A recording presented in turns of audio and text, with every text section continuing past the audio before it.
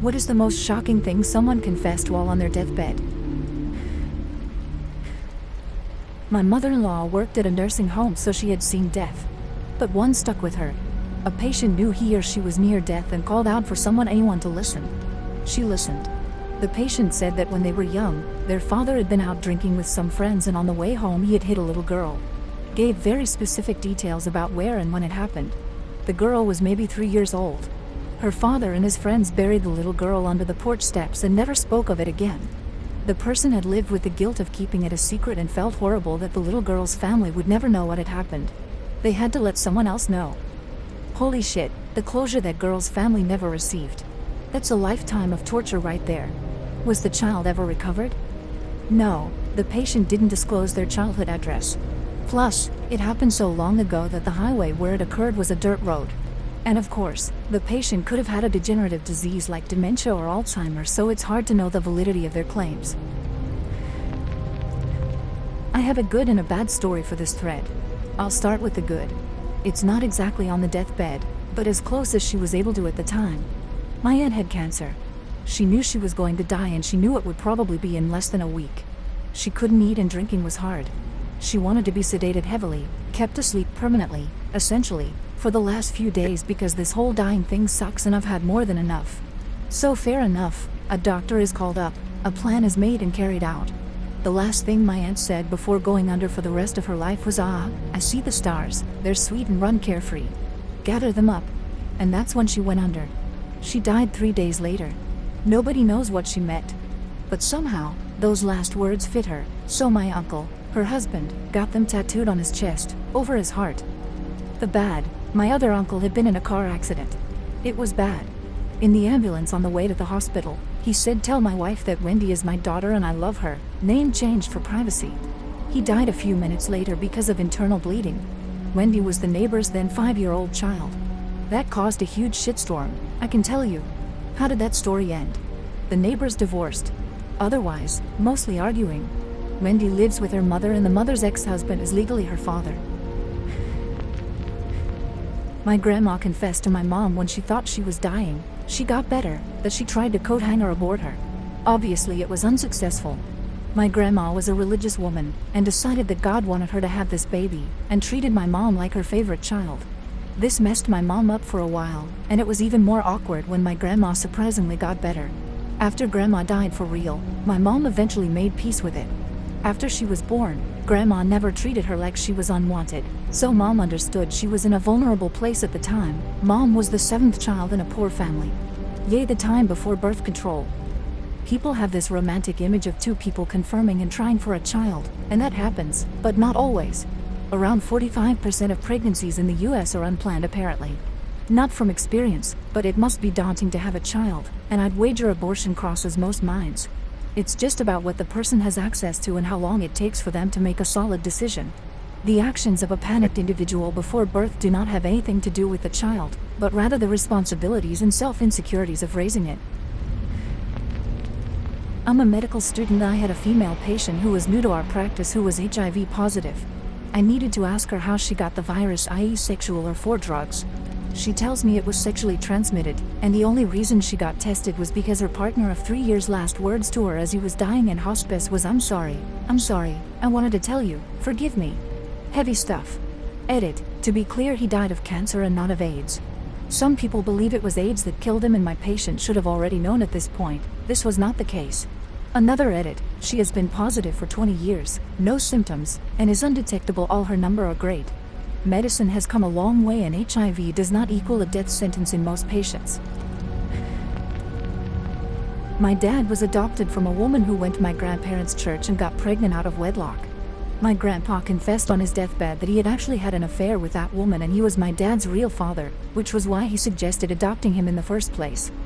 I'm not supporting knowingly cheating, but I can't imagine the heartbreak I would feel as the biological mother, watching my child grow up with his father and calling the woman I was second to mother, being known as the sinner who got knocked up by some random while the man who was having an affair came out of it as the generous Samaritan. My time to shine. I worked at a hospital in Garmisch-Partenkirchen, a small town near Munich, for the last 14 years. My job there is not fancy at all. I move people around, throw the trash out, and occasionally I'd take care of some handy-like work, fix a leaking shower head and stuff like that. As you can imagine, I get to see a lot of patients that come and go. Some of them pass away, such as life, I guess. I remember a few instances of people confessing to me their biggest regrets. Here are some examples. An old Polish woman told me that she regretted not fucking Hitler when she had the chance. Her words. I wanted to ask her about more context, but I was afraid to be honest. Another notable example was an old truck driver that used to work for an East Germany company. He told me that he once run over some kids with his truck and was too afraid to stop and check if they were okay. Once another Polish lady told me that she used to be a prostitute during Second World War and that she slept with very high-up people in the government. She told me that she did not regret that part of her life, but that she could not tell anyone, and that was a heavy emotional drag. She also told me that she aborted more than 5 babies during that time. My mother died when I was 11 of stage 4 cancer. While she was on hospice at home, my grandmother, on my dad's side, was standing by the bed. She woke up, heavily medicated, pointed and said, "What are you doing here? I never liked you." Not especially shocking but hilarious. It sounds heartless, but my grandmother gave my mom hell when she was alive. My other grandmother, Mom's mom, tried to hold in laughter as she told her she taught her better than that. Ha, yay, my grandma said some pretty funny stuff while she was on painkillers after brain surgery. My aunt jokingly asked her who her favorite child is, and my grandma said and pointed at my mom without missing a beat. Then she told my aunt that the purse she gifted her for her b-day was hideous and that no body needs that many zippers. She made some fairly inappropriate remarks to the doctor as well. She was really cracking herself up. At the end of the first day, we'd all stoked asking her questions that we didn't want to know the answer to, and everyone was wishing they had a bit of whatever she was on to get through the rest of the week. My grandmother was super religious my whole life, always going to church and doing right by her community. In her last hours, she said she really did not believe in God and wished she had not wasted all that time in her life doing what she thought others wanted her to do. It was pretty crazy for her husband, my dad, and aunt to hear her say that. My mom's side of the family started when my grandfather raped my grandmother as a teenager in the late 30s, early 40s, and she got pregnant. Because of social stigma, she spent her life married to, cooking for, cleaning for, her rapist. My dad's side of the family started when my grandfather and the babysitter, my grandmother, ran away with the baby, the money, and some of the furniture too. Both were deathbed confessions by grandparents. Related to me by my mother before her passing, my great-uncle admitted that he had killed his first wife by beating her to death with a bowling ball because he found her molesting their neighbor's son when he was 5 years old. This was when he lived in Ireland. Then a few years later he moved to America, met another woman, and lived his life happily, had a number of kids and grandkids. It put most of the family into shock, as my great-uncle was one of the most non-violent people you would ever meet. No explanation on how he got away with it, or any more than that. He died like 3 minutes later. Shook my family up for a while. Germany, post-World War II. Ruth is a young German, Felicienne, a French soldier, falls head over heels, brought many thoughtful gifts, such as a big juicy ham for her family. They marry. His family and friends are in the south of France, but they stay in Germany. He now goes by the name Felix. They stay together, through several miscarriages, infertility. They never have children. Ruth dies first, around 2010. On her deathbed she tells him, "You know, Felix, I always liked you, but I never loved you." My mom told me about the death of her father, my grandfather, and his last words to her. She said he was on his deathbed and it was obvious he was nearing the end. He motioned her over to tell her something. She went over, leaned in close, expecting some declaration of his love for her or some deeply insightful. He said the good family silverware is hidden in the ventilation system about 15 feet out from the furnace. She looked at him like he was crazy. He said, "What? We travel a lot and that's where I hid it. That shit's expensive." He died the next morning. Me and all of my cousins were gathered around my grandfather's hospice bed as he lay dying. Each and every one of my cousins, there's a lot of us, gave him a kiss and tried to talk to him / said they loved him, etc., but he wouldn't respond to any of them, just stared. Until I came up. I sat on the edge of his bed, holding his hand. Everyone was watching us. He looked at me and said, "I don't like Mexican food." And that was it. "You're not Mexican, are you?" Sorry, I should have clarified. We are not Mexican. I have a great aunt that passed away when I was 17. Just before she did, my older brother confessed to her that I was gay. She called me in and explained how our family has been through so much and that she was willing to totally accept me for who I am.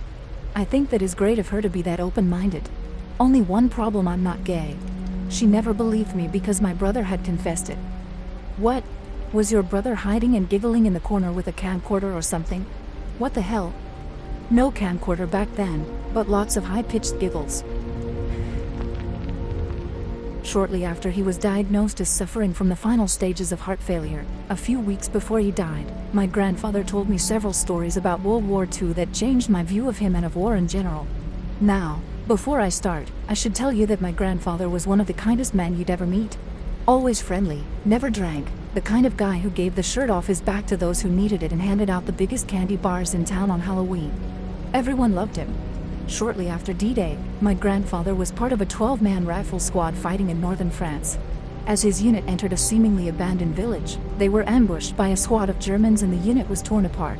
They won, but by the end of the fight only 3 of the Americans were still alive, and one of them was badly wounded. The squad leader and his assistant were dead. The 2 unwounded soldiers swept the battle scene and hauled 3 badly wounded German Wehrmacht soldiers into the middle of the street. My grandfather looked at the other American soldier, said no prisoners, and cut the throat of one of the Germans right there. He said he almost puked because there was way more blood than he was expecting. His partner lifted his rifle to shoot the other 2, but my grandfather stopped them. He said that there may have been other German soldiers nearby and didn't want the gunfire attracting them. So they dragged the other 2 into the shallow ditch on the side of the road, with about 6 inches of water in it, and stood on the German soldiers' heads until they drowned. After that, he said he hated Germans. He confessed to a number of war crimes, including shooting German civilians and killing German soldiers who were trying to surrender, apparently a not uncommon occurrence. But the worst? He told me that he only felt guilty about one thing he'd done. In early 1945, his new squad was going through a small German village when he and a couple of other guys kicked in the door to a small house. Inside was a small old German woman in a wheelchair, who immediately started screaming and cursing at them in perfect English. My grandfather kicked her wheelchair over, rolled it out the door, and then knocked an oil lamp over as he left the house with his partners. She burned to death. He looked at me with cold eyes and said, "That was too cruel. She was an old woman. I should have just shot her. Damn." I didn't witness this personally as it was between my grandfather and his father.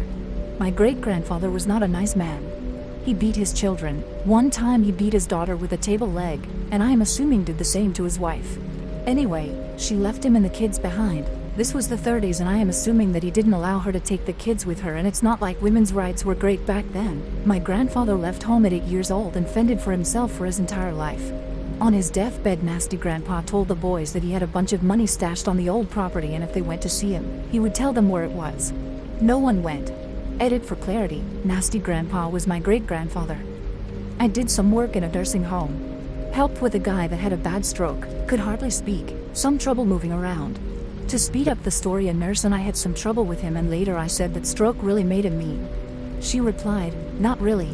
I grew down the street from him and he was always a miserable man. He was always drinking and abusive to his wife and kids.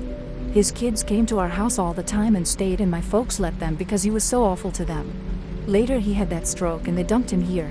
They never come to see him, not even at Christmas or his birthday. If we need them for something, they come in and see us and don't go to his room or look for him. They just do what needs to be done and leave." My grandpa told my dad he loved him for the first time when he was dying from cancer. Grandpa was a drunk all throughout my dad's childhood and had a strained relationship with the family. So this was pretty surprising to hear from him. My grandpa was a pretty gruff man. Not mean to me, but never talked about love and not very affectionate. He was funny and I loved him, just not the touchy-feely type. I lived in the country but Grandpa lived in town. I was getting ready for a high school dance at his house one night and putting on some makeup. He told me I was beautiful and didn't need to wear any makeup. He'd never said anything remotely like that before, so I was very surprised. He died of a heart attack the next day. So not really on his deathbed that he knew, but close. My dad had Alzheimer's and ended up in a secure ward. He was blind and almost deaf. I was visiting him one day. He didn't know who I was, but he started talking about me. He said I had done better than him in life and that he was proud of me. He was a quiet man IRL and never told me that when I was growing up. Looking back, he did things that my dumbass never realized were for me. Like, when he retired, his colleagues asked what he'd like as a present. He chose a scientific calculator. This was back in the 1970s. He had no use for it. He gave it to me for university. I thought he was just passing it on, not realizing that he'd asked for it with me in mind. My mom was from China, though we are now happily residing in an European country. We went back to China for my grandmother's last few weeks as she was dying from terminal cancer. On my grandma's last days, she requested that mom stay with her alone, and it was only then she revealed that my mom wasn't her biological kid. My grandma confessed that she has bought my mom from a child trafficking ring, which was common in China, because she had tried for many years and still couldn't get pregnant. My mother cried a lot, not only for the unimaginable pain that her biological parents likely went through in losing a baby, but also for the fact that my grandparents have went beyond to treat my mom as their little princess. They literally did treat my mom as their own. They were never abusive and only gave her the very best in life. They even willingly send my mom to the US for university education even though they aren't rich by any means. Wow, I can't even begin to imagine how hard that would have been for your mom to process. My heart goes out to her. I wish that there was a way for her biological parents to know that she is okay. My mom actually did consider looking for her biological parents. But after so many decades, the probability of success is close to zero. Who knows if her biological parents are still alive? Plus, even if my mom successfully found her biological parents, it's going to be extremely awkward interacting with someone you are supposed to love with all your heart but doesn't, because you have never lived together with them during your formative years to develop the special bond. Also, like someone else mentioned, no one knows whether my mom was kidnapped or sold by her biological parents. Logically speaking, the latter might be more probable because poor couples tend to sell their girls rather than boys. It would be kind of weird if my mom goes looking for parents who didn't want her in the first place. However, my mom gives the benefit of the doubt and assumes that she was taken away from her parents, because resentment is pointless and painful.